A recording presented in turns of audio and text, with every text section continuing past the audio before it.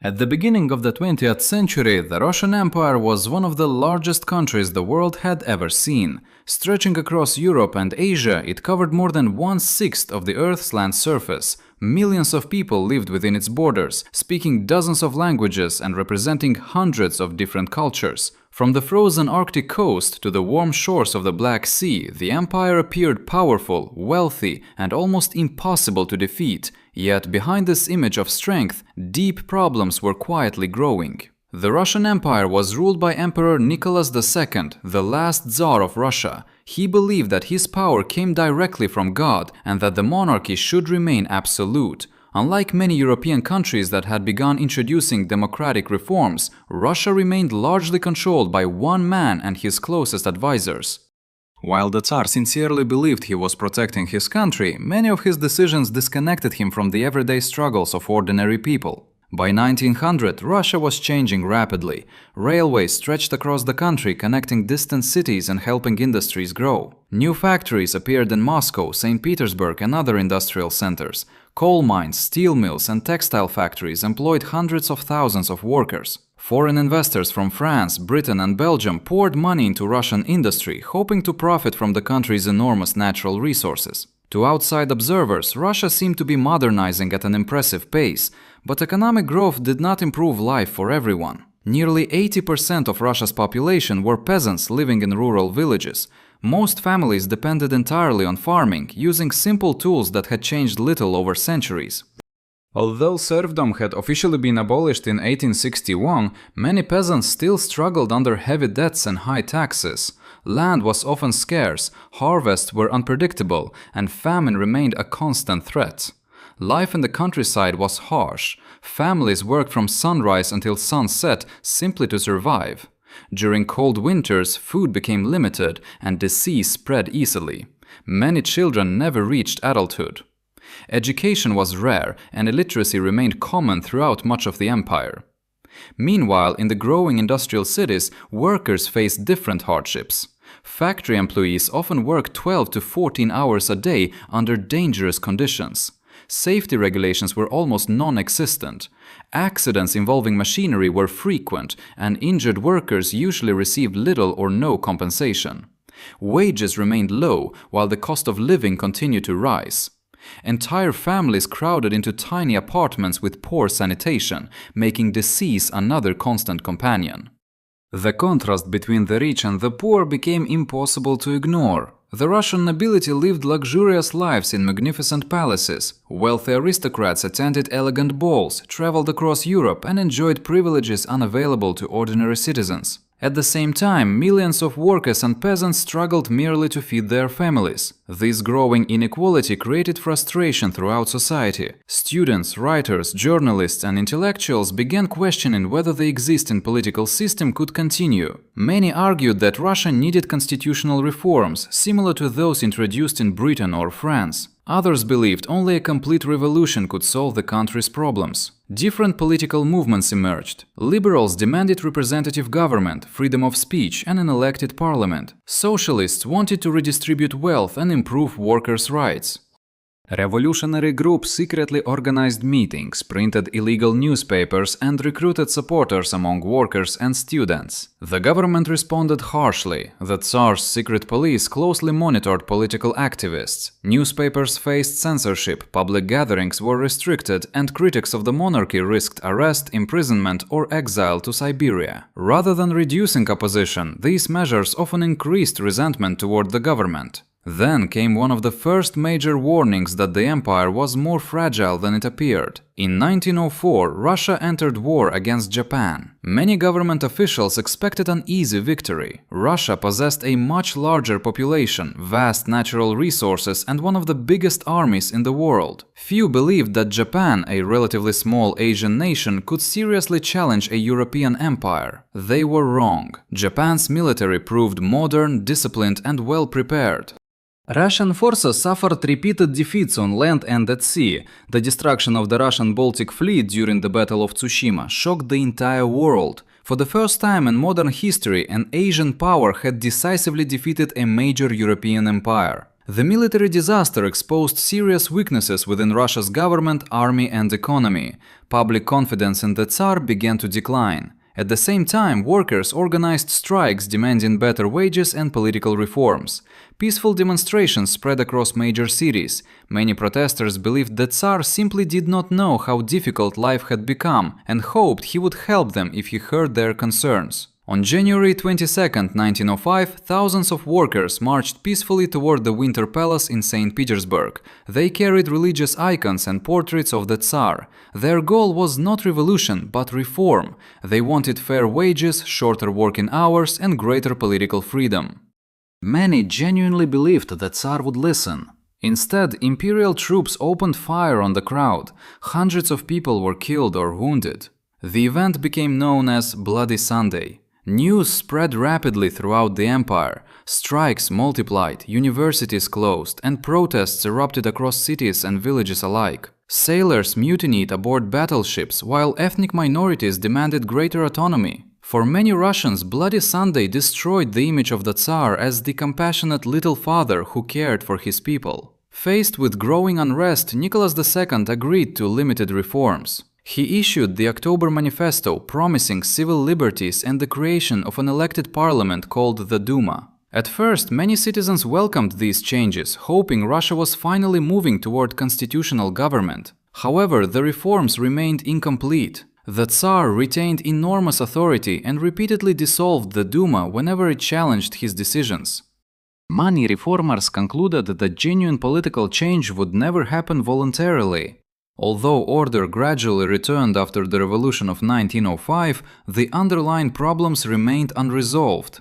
Economic inequality continued to divide society. Industrial workers still faced exhausting conditions. Peasants still struggled to obtain enough land. Political activists continued operating underground. Government officials increasingly relied on censorship and repression instead of meaningful reform. From the outside, the Russian Empire once again appeared stable. Its vast army still marched proudly through city streets. Grand churches continued holding magnificent ceremonies. The imperial family lived in beautiful palaces, surrounded by luxury and tradition. But beneath this impressive surface, pressure continued to build.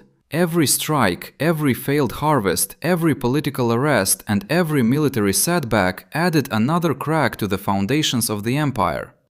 Few people realized it at the time, but Russia was standing on the edge of one of the greatest political transformations in modern history. The empire still looked strong, yet the events of the coming years would reveal that its greatest enemy was not a foreign nation. Its greatest enemy was the growing crisis within its own borders. By 1914, the Russian Empire was already facing serious political and social problems. The revolution of 1905 had revealed how unstable the country had become, but many government officials believed that time was on their side. They hoped that economic growth and gradual reforms would calm public anger. Instead, an international crisis would push the empire toward disaster.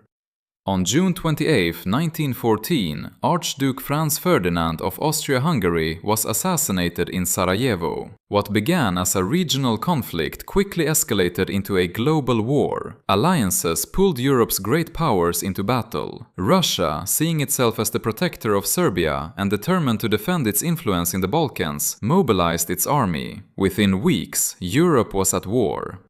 When Russia entered the conflict, many citizens were filled with patriotism. Crowds gathered in city squares, waving flags and singing the national anthem. Newspapers predicted a quick victory. Thousands of young men volunteered for military service, believing they would return home as heroes before the year was over. Few imagined that the war would last more than 4 years and cost millions of lives. Russia possessed one of the largest armies in the world. On paper it seemed almost unstoppable. More than 6 million soldiers could eventually be mobilized. However, numbers alone could not compensate for poor preparation, outdated equipment and weak military leadership. Many soldiers marched into battle carrying little more than determination. Some units lacked enough rifles for every soldier. In certain battles, new recruits were ordered to wait until another soldier had been killed before picking up his weapon. Ammunition was often scarce, uniforms were inadequate for harsh winters, and medical supplies quickly ran out. Transportation created another enormous challenge. Russia's railway network was far less developed than those of Germany or France. Moving troops, food and weapons across the empire's vast territory became painfully slow. Supplies frequently arrived too late or not at all. Entire divisions sometimes found themselves without food, artillery shells or winter clothing.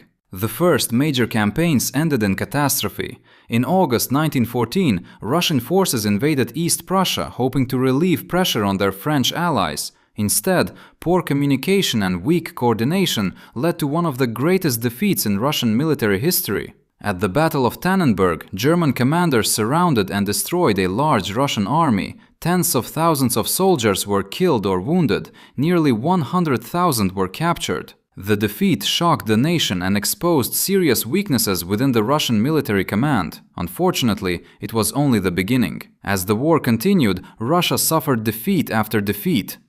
Millions of soldiers fought bravely, but courage could not overcome poor leadership, outdated logistics, and industrial shortages.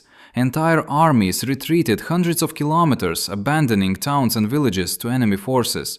Every retreat brought new suffering. Civilians fled advancing armies, leaving behind their homes, farms, and possessions. Refugees crowded into already struggling cities. Food became more difficult to obtain, and local governments struggled to care for displaced families. Meanwhile, the war placed enormous pressure on the Russian economy. Factories that had once produced consumer goods shifted almost entirely to military production. While weapons and ammunition remained in short supply, everyday necessities became increasingly rare. Prices rose dramatically, while wages failed to keep pace with inflation. Bread became one of the greatest concerns. Grain still existed in many farming regions, but transporting it to the cities became nearly impossible.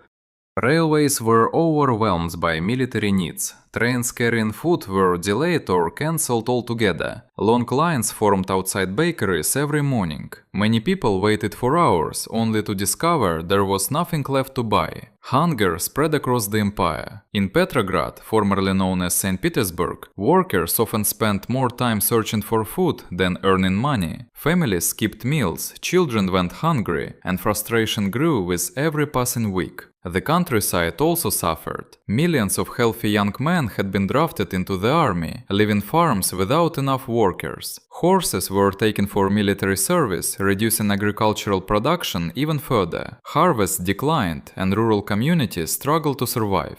The government seemed unable to respond effectively. Many ministers blamed local officials. Local officials blamed the military. Military leaders blamed the railways. Instead of solving problems, government institutions increasingly argued among themselves while conditions worsened. Then, in 1915, Tsar Nicholas II made one of the most controversial decisions of his reign. Believing that his personal leadership would inspire the army, he traveled to military headquarters and assumed direct command of Russian forces. It was a decision with enormous consequences. Although Nicholas had little military experience, every future defeat would now be associated directly with him. Whenever the army lost another battle, public confidence in the Tsar declined even further. His absence from the capital created another problem. While Nicholas remained at military headquarters, the government in Petrograd was largely left in the hands of his wife, Empress Alexandra. Alexandra faced enormous challenges. Born a German princess, she was deeply unpopular during a war against Germany. Rumors spread that she secretly favored the enemy, despite there being no convincing evidence to support such accusations. At the same time, Alexandra placed extraordinary trust in one man, Grigory Rasputin. Rasputin was a Siberian mystic who had gained influence within the imperial family because he appeared able to ease the suffering of the Tsar's son, Alexei, who suffered from hemophilia. To many ordinary Russians, however, Rasputin symbolized corruption and incompetence. Newspapers, politicians, and members of the aristocracy spread stories about his influence over government decisions. Some rumors were wildly exaggerated or completely false, but they damaged the reputation of the monarchy. People increasingly believed that the empire was being governed not by experienced officials, but by a mysterious outsider. Confidence in the government collapsed. Even many nobles who had once supported the Tsar began questioning his leadership.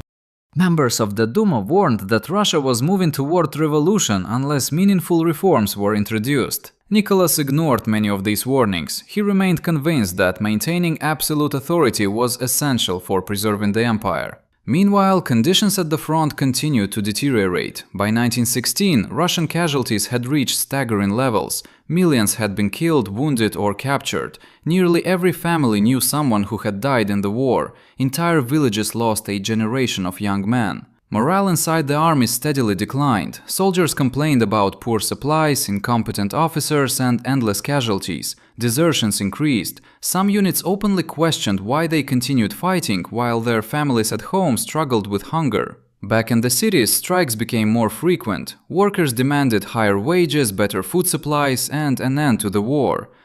Factories that were essential to military production repeatedly stopped operating because employees refused to work under impossible conditions. The government responded with repression rather than reform. Police arrested labor leaders, censored newspapers, and attempted to silence criticism. Yet every arrest seemed to create even greater anger. By the end of 1916, it had become clear that the Russian Empire faced a crisis unlike anything in its history. The economy was collapsing, the army was exhausted, food shortages had become severe, political trust had nearly disappeared. The monarchy, once viewed as unshakable, now stood on increasingly fragile foundations. Historians continue to debate which factor contributed most to the fall of the Russian Empire. Economic inequality, political repression, and social unrest had existed for decades, but the First World War magnified every weakness. It drained the economy, destroyed public confidence, overwhelmed the military, and convinced millions of Russians that the existing government could no longer protect or lead the nation. The empire had survived earlier crises. It would not survive this one. As the winter of 1917 approached, anger filled the streets of Petrograd. Bread lines grew longer each day, factories stood silent, and soldiers began questioning their loyalty to the Tsar. The revolution that had once seemed impossible was now only weeks away. By the beginning of 1917, the Russian Empire was on the verge of collapse. 3 years of war had exhausted the nation. Millions of soldiers had been killed, wounded, or captured. Food shortages had become a daily reality. Factories struggled to operate, and public confidence in the government had nearly disappeared. The empire was no longer fighting only an external enemy. It was fighting a growing crisis within its own borders. Winter made everything worse. Temperatures in Petrograd, the capital of the empire, dropped far below freezing. Snow covered the streets while fuel shortages left many homes without enough heat. Families burned furniture, books, and anything else they could find simply to stay warm. The greatest problem, however, remained food. Every morning, thousands of people stood in long lines outside bakeries, hoping to buy bread before supplies ran out. Women often arrived before sunrise and waited for hours in freezing weather. Sometimes they returned home with only a small loaf to feed an entire family. Other days they returned empty-handed. Hunger turned frustration into anger. Workers blamed factory owners. Factory owners blamed the government. Government officials blamed transportation failures. The military blamed the war. Meanwhile, ordinary citizens simply wanted enough food to survive. On February 23, 1917, according to the old Russian calendar, thousands of women gathered in Petrograd to mark International Women's Day. At first, the demonstrations focused on bread shortages. Many protesters carried simple signs demanding food for their children. But as the marches continued, their message changed. Bread, peace, down with the war. Soon, workers from nearby factories joined them. Entire factories shut down as employees walked out onto the streets. Within days, hundreds of thousands of people were participating in strikes and demonstrations across the city.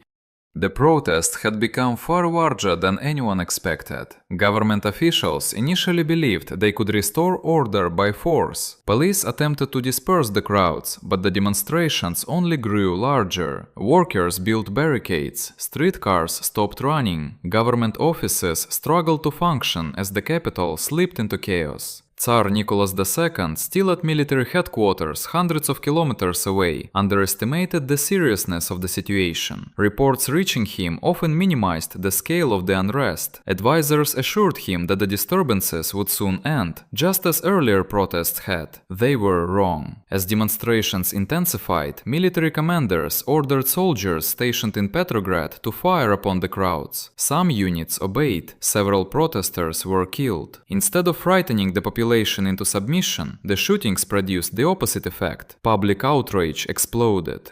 Then something happened that completely changed the course of Russian history. Many soldiers refused to obey further orders. These men had spent years fighting in the trenches of the First World War. They had witnessed unimaginable suffering. They had lost friends and brothers. Now they were being ordered to shoot hungry civilians who looked very much like their own families. Many refused. Some soldiers lowered their rifles. Others openly joined the protesters. Entire military units mutinied against their officers. Within hours, thousands of armed soldiers were marching alongside workers through the streets of Petrograd. The government had lost control of its own army. Without military support, the police could do little to restore order. Government buildings were occupied, prisons were opened, releasing political prisoners who quickly joined the revolutionary movement. The old system was collapsing faster than anyone imagined. Meanwhile, members of the State Duma, the Russian parliament, recognized that the government could no longer function effectively. Although the Tsar had previously dissolved the Duma whenever it challenged his authority, many deputies now decided to act independently. They formed the Provisional Committee. At the same time, workers and soldiers established another organization known as the Petrograd Soviet. Suddenly, Russia had two centers of political power. The Duma hoped to establish a democratic government. The Soviet represented workers and soldiers who demanded more radical changes. This unusual situation became known as dual power. Neither side possessed complete authority. Both claimed to represent the Russian people. While political leaders debated the future, Nicholas II attempted to return to Petrograd. He never made it. Railway workers loyal to the revolution blocked his train, preventing him from reaching the capital. The Tsar found himself isolated. Military commanders who had once supported him now advised that he should abdicate in order to prevent civil war. Even members of the royal family believed his reign had come to an end. On March 2, 1917, Nicholas II signed the document that ended more than 3 centuries of Romanov rule. He abdicated the throne. At first, he hoped that his young son Alexei would become the next emperor. However, because the boy suffered from hemophilia, Nicholas feared that he was too weak to rule during such dangerous times. Instead, he offered the throne to his brother, Grand Duke Michael. Michael understood the political reality. Without public support or military backing, accepting the crown would almost certainly lead to more bloodshed. The following day, he declined the throne. With that decision, the Russian monarchy effectively ended. The Romanov dynasty, which had ruled Russia since 1613, came to an end without a single battle being fought to defend it.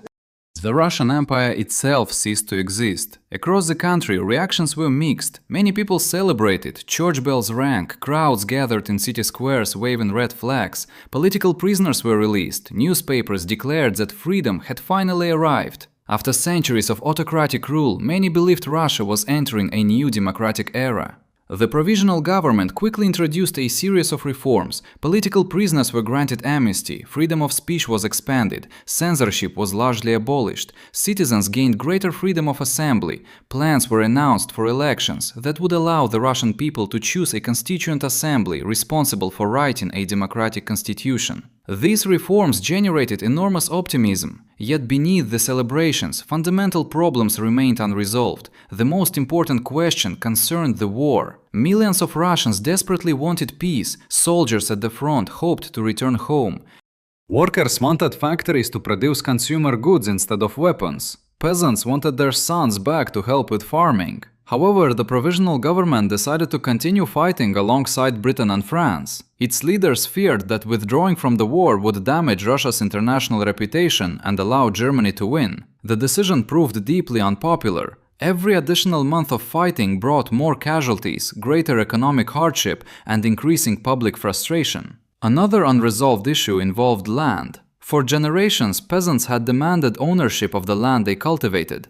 Many expected the new government to redistribute large estates belonging to nobles. Instead, the provisional government postponed land reform until the future Constituent Assembly could make a legal decision. For impatient peasants, this delay felt like another broken promise. Meanwhile, inflation continued to rise, food shortages persisted, factories closed.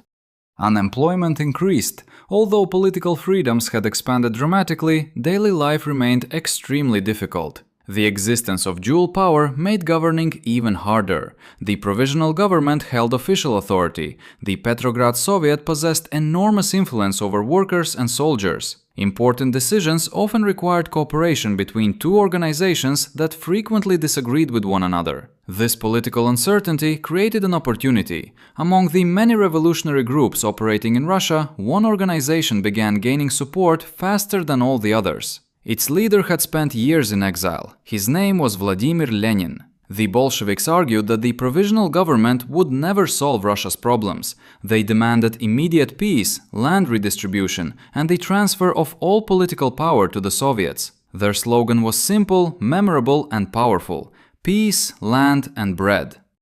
For millions of exhausted Russians, those three words represented exactly what they wanted.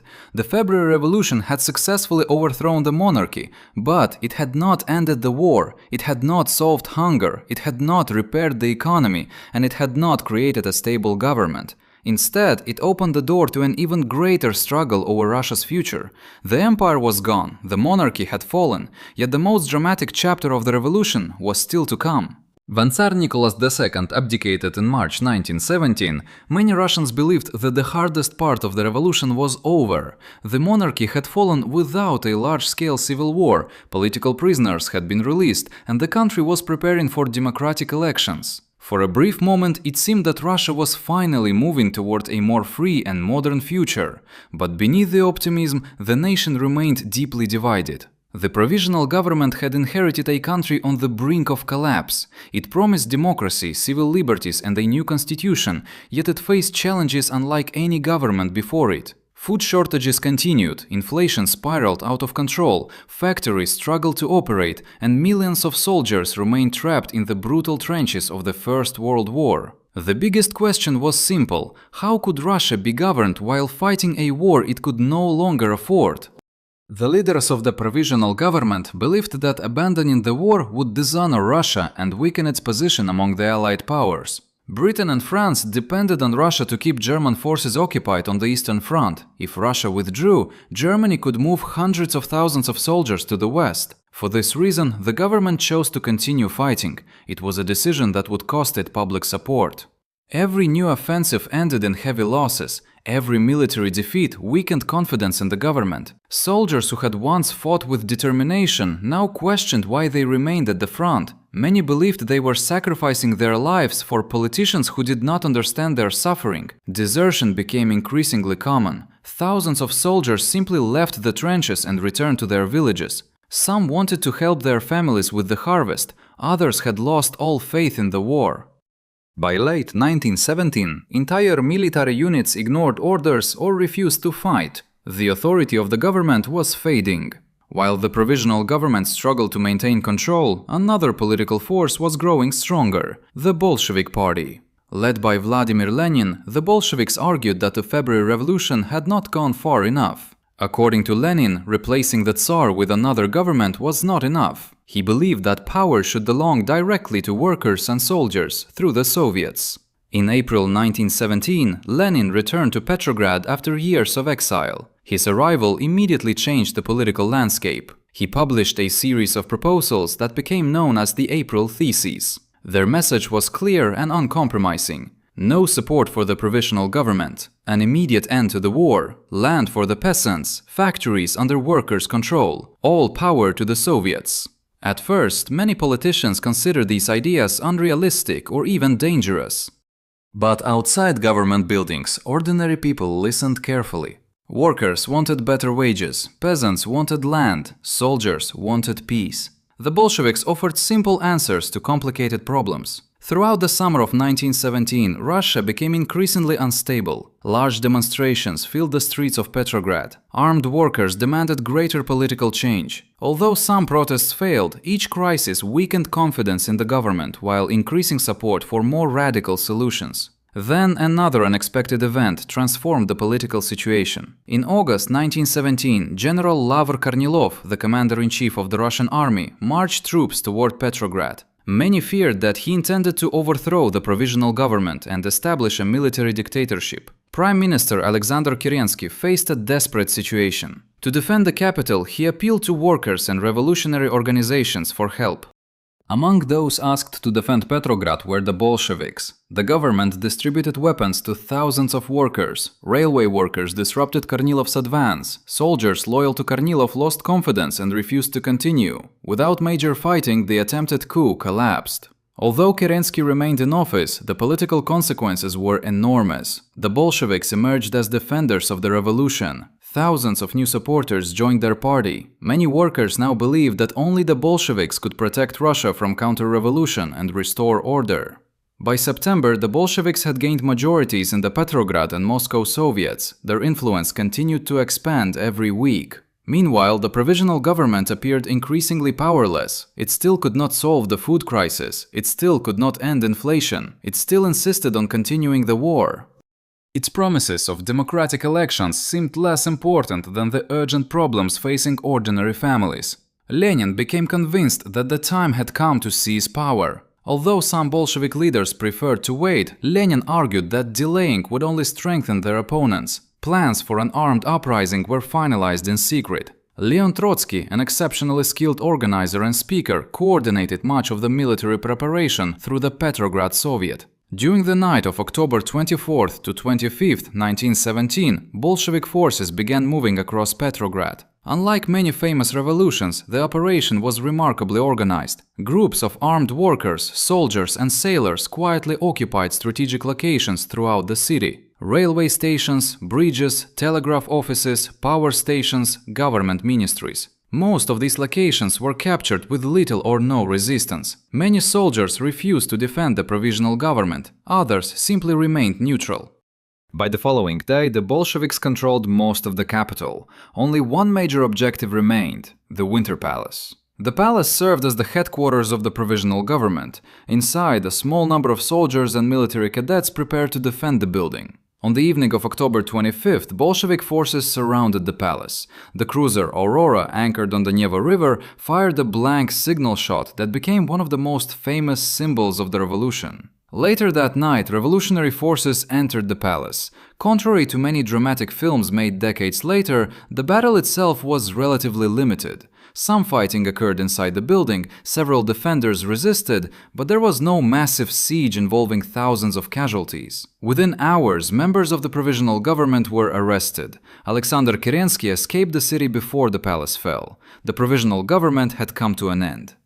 The Bolsheviks declared that political power now belonged to the Soviets. The Second All-Russian Congress of Soviets approved the formation of a new government known as the Council of People's Commissars. Vladimir Lenin became its chairman. Almost immediately, the new government introduced sweeping changes. One of its first decrees called for an immediate search for peace. Another abolished private ownership of large landed estates, allowing peasants to seize land from wealthy landowners. Workers gained greater influence within factories. Banks and major industries gradually came under state control. Supporters celebrated these measures as the beginning of a new society based on equality and social justice. Opponents viewed them as an illegal seizure of power. Not everyone accepted Bolshevik rule. Many political parties condemned the October Revolution.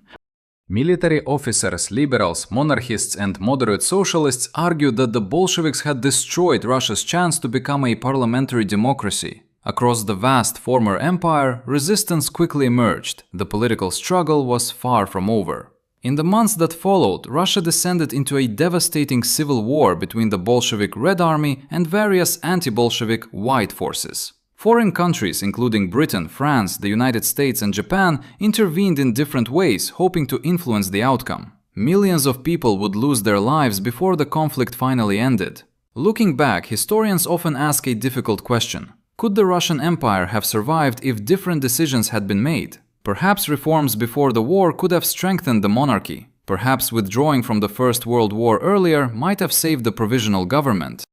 Perhaps stronger democratic institutions could have prevented another revolution. There are no certain answers. What is clear is that the October Revolution permanently transformed Russian history. It ended the brief experiment of the provisional government. It brought the Bolsheviks to power, and it marked the beginning of a new political system that would eventually evolve into the Soviet Union. The Russian Empire had disappeared, its monarchy had fallen, its temporary democratic government had collapsed. A completely new era had begun, one that would shape not only Russia, but the entire 20th century. The collapse of the Russian Empire was not caused by a single event. It was the result of decades of growing problems that eventually became impossible to ignore. Political instability, social inequality, economic hardship, and military failure all combined to create one of the most dramatic revolutions in modern history. Many empires throughout history have faced wars, economic crises, and political unrest. Some survived, others adapted through reform. The Russian Empire, however, encountered several major crises at the same time, and its government was unable to respond effectively. To understand why the empire fell, historians often point to several key factors. The first was the structure of the government itself. Unlike Britain, where parliament gradually gained more political power, or France, where republican institutions had replaced absolute monarchy, Russia remained largely governed by an autocratic system.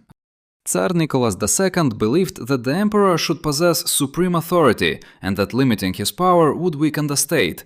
This belief shaped many of his decisions. Even after the revolution of 1905 forced him to establish the State Duma, Nicholas repeatedly dissolved the parliament whenever it challenged his policies. Many Russians concluded that meaningful political reform would never come through peaceful negotiations. As a result, frustration continued to grow. The second major factor was social inequality. At the beginning of the 20th century, Russia was still largely an agricultural country.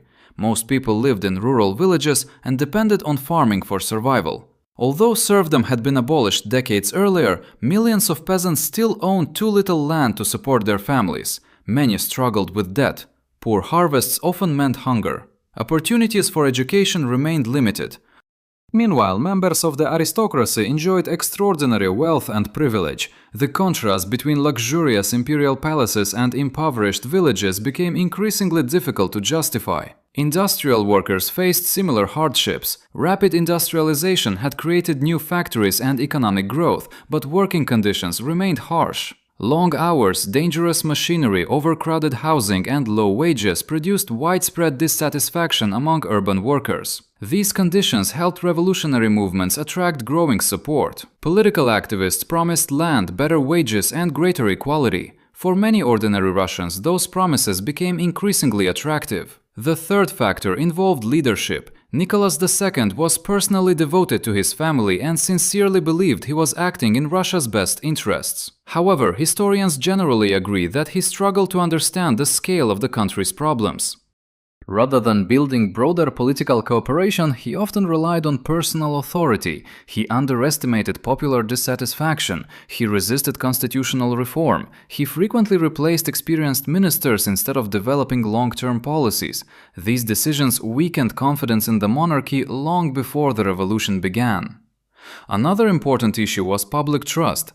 Government institutions function effectively only when citizens believe that leaders can solve national problems. By 1917, that confidence had largely disappeared. Rumors surrounding Empress Alexandra and Grigory Rasputin damaged the reputation of the imperial court. Frequent changes of government ministers created an impression of instability. Military defeats further undermined public confidence. Even members of the aristocracy began questioning whether the monarchy could survive. Yet, despite all these problems, most historians identify one factor as the turning point: the First World War. Before 1914, Russia certainly faced serious political and social tensions. However, the empire had survived earlier crises, including the revolution of 1905. The war transformed those existing weaknesses into a national catastrophe. Millions of men were mobilized into military service. Factories shifted toward weapons production. Transportation systems became overwhelmed. Agricultural production declined. Food shortages spread across major cities. Inflation reduced the value of workers' wages. Military defeats destroyed public morale. Perhaps most importantly, the war directly connected every family to the failures of the government. Nearly everyone knew someone serving at the front. Nearly everyone experienced rising prices or shortages. Nearly everyone witnessed the growing inability of the state to manage the crisis. When Nicholas II personally assumed command of the army in 1915, he unintentionally accepted political responsibility for every future military defeat. As casualties increased, confidence in the emperor declined even further. By early 1917, the situation had become unsustainable. The February Revolution overthrew the monarchy with surprising speed because the government had lost support from almost every major group in society. Workers demanded bread, peasants demanded land, soldiers demanded peace, liberals demanded constitutional government, socialists demanded radical change. Even many military commanders no longer believed that Nicholas II could successfully lead the country. Once the army refused to suppress demonstrations in Petrograd, the monarchy had little chance of survival. The abdication of Nicholas II ended more than 300 years of Romanov rule. Yet removing the emperor did not solve Russia's deeper problems. The provisional government inherited an impossible situation. It attempted to introduce democracy while continuing to fight a devastating world war. It promised land reform but delayed implementation. It expanded political freedoms but struggled to maintain order. The government possessed legal authority, while the Soviets possessed growing influence among workers and soldiers. This division of power created uncertainty at the very moment when decisive leadership was needed. The Bolsheviks recognized this opportunity. Their slogans were simple, direct, and easy to understand. Peace, land, bread. For millions of exhausted Russians, these promises offered immediate solutions to problems that had dominated daily life for years. Whether those promises were fully achieved is a question historians continue to debate. What cannot be disputed is that the Bolsheviks successfully captured public attention at a moment when many people had lost faith in every other political alternative. The October Revolution completed the destruction of the old political system. Within a few months, the Russian Empire had disappeared forever. The consequences reached far beyond Russia itself. The civil war that followed claimed millions of lives. The Soviet Union eventually emerged as one of the world's most powerful states. The ideas born during the Russian Revolution influenced political movements across Europe, Asia, Latin America, and Africa throughout the 20th century. The rivalry between communist and capitalist systems became one of the defining features of global politics for decades. Looking back more than a century later, historians continue to ask why such a vast empire collapsed so quickly. The answer is complex. No single decision destroyed the Russian Empire. No single battle guaranteed its downfall. Instead, the collapse resulted from the interaction of many different forces. An outdated political system, extreme social inequality, rapid but uneven industrialization, economic instability, weak public confidence in government, and finally, the enormous pressure created by the First World War. If one factor must be identified as the most important, it would be the war itself. Without the First World War, the Russian Empire might have continued to exist for many more years. Political reforms may have developed gradually. Economic modernization might have strengthened the state. Revolutionary movements would likely have remained smaller and less influential. The war changed everything. It exhausted the economy. It overwhelmed the transportation system. It created food shortages. It destroyed military morale. It weakened faith in the monarchy. And it accelerated every political and social problem that had been building for decades. The Russian Empire did not fall in a single day. Its collapse was the final chapter of a long story, one written through years of missed opportunities, growing inequality, political mistakes, and the devastating impact of global war. Its disappearance marked the end of one era and the beginning of another. From the ruins of the empire emerged a new state, a new ideology, and a new balance of power that would influence the course of world history for the rest of the 20th century. The story of the Russian Empire is therefore more than the story of one country's collapse. It is a reminder that even the largest and most powerful nations can become vulnerable when governments lose the trust of their people, when reform comes too late, and when the pressures of war expose weaknesses that have long remained hidden beneath the surface. And that is why the fall of the Russian Empire remains one of the most important turning points in modern history.